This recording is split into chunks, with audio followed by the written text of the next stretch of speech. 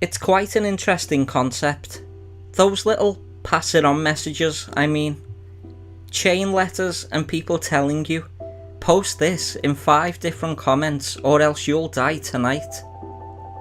Interesting indeed, but the idea lacks originality.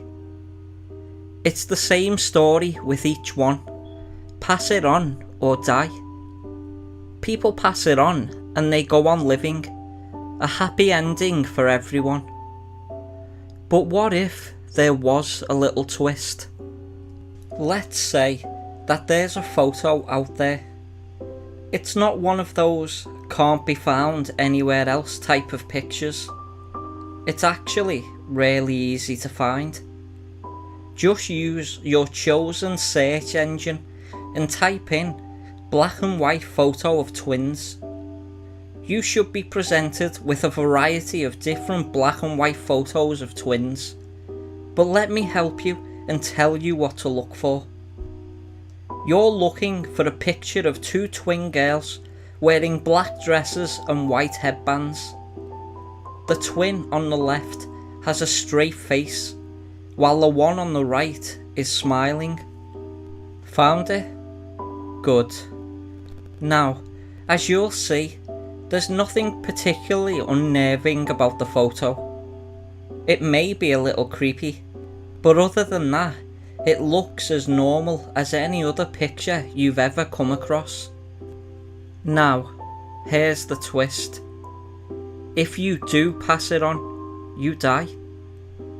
Now I know most of you, given this particular set of choices, would choose to leave the picture be. But allow me to elaborate upon what happens when you don't pass this picture on to someone else. If you leave it alone after seeing it, you will have nightmares.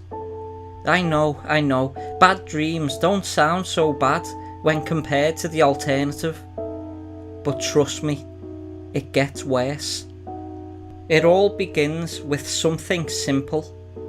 Before long, you'll see the twins standing side by side in the darkness. The girl on the left will leave, and you'll be left alone with her smiling twin. And just before you wake up, she'll whisper, "Pass it on," and her smile will widen ever so slightly. I know, it doesn't sound like much of a nightmare. The first of many. It's fairly subtle, but with each successive nightmare, things begin to change. Gradually, the smiling girl gets closer and closer to you, while her smile widens to impossible lengths. You won't be able to help but feel greatly disturbed and unsafe when it happens. Don't worry, that's normal. What's next, however, not so much. You'll try to wake yourself up. You'll try to move, but nothing will work. You'll find yourself trapped. She'll bring out various instruments. A knife, chains, gasoline, matches, many devices to make you feel uneasy. Then you panic.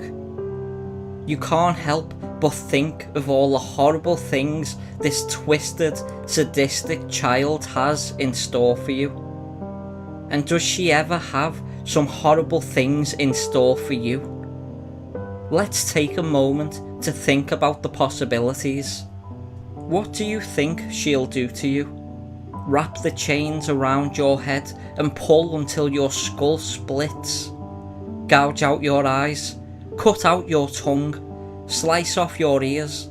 Burn you alive? Knowing that you can't move? That and more, my dear. You take the term unimaginable torture too lightly until you fall asleep. If you think she'll lash you with chains, she'll do so only after she's laid them in fire and stuck railroad spikes in your back. If you think she'll burn you, she'll tear open your torso, pour gasoline into the wound, and then light the match. You'll wake up screaming. Your body will remember the pain it's endured while you quiver in fear. Every time you wake up, you'll notice subtle differences about your body. A bruise here, a scratch there. But as each nightmare gradually gets worse, so do the marks which shall be left behind.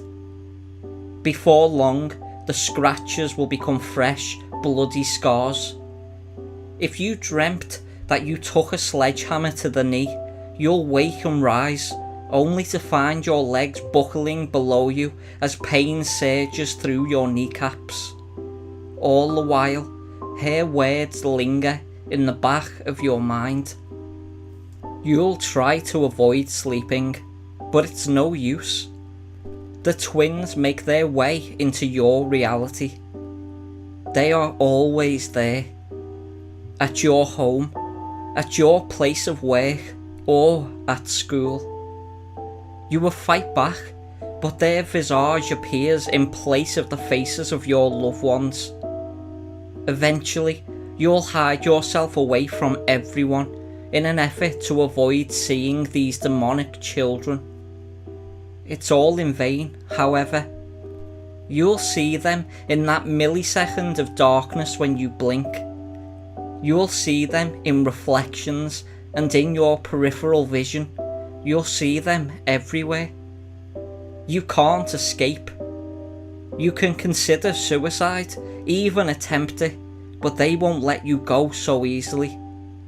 That shotgun that you've got hidden in the closet, the revolver in the nightstand, useless.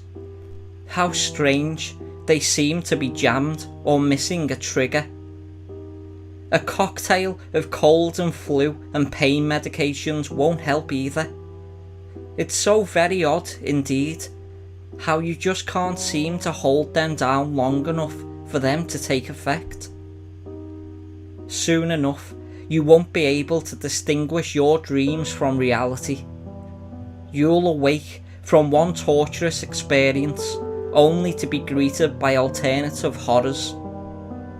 Without realising it, you've given the twins a new playmate. And do they ever like to play? Well, at least one does. While one plays with you, the other will stand there, watching, chanting, pass it on, over and over again, all the while ignoring your cries for help. There's no happy ending to be had.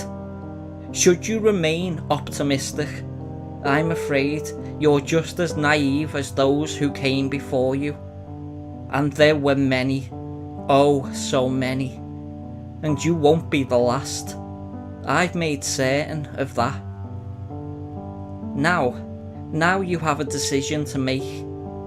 Now that you've seen the picture and discovered the consequences, whatever shall you do? Might you leave the picture be and pray that this was just some twisted story? Or will you decide to pass it on?